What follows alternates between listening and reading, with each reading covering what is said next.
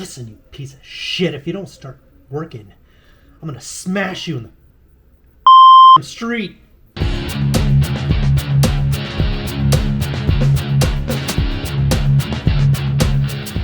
So if you just bought a Mosaic Palette 3 Pro, brand new, from eBay, doesn't matter. You got it, and you're having some weird issues with it, one issue in particular, I think I've got it solved for you. That issue being connectivity issues. That results in the print stopping randomly, right? You got a Mosaic Palette 3 Pro, it's sending the G-code, it stops randomly. What is it? Well, if you're like me, and you've got these Prusas, what it is, believe it or not,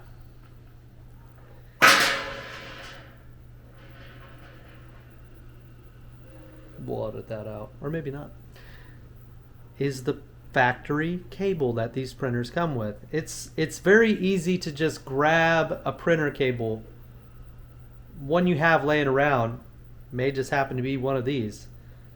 I fought like hell. This thing was stopping mid-print. Here's one, for example. You can see the little dimple here, right? It would just stop like that. And it wasn't just that one. Ones that look like this. And another one. They're all over the damn place. Another one, you see the little dimple there? It would stop randomly. It was driving me insane. I thought I was doing something wrong. I scoured the internet.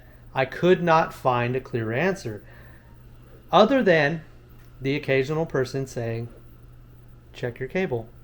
Or you might have some issues with power, which was strange to me because I've never had any issues with power with any of my other electronic devices.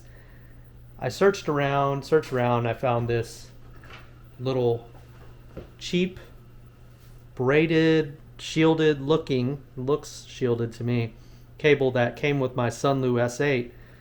And lo and behold, I plugged it up.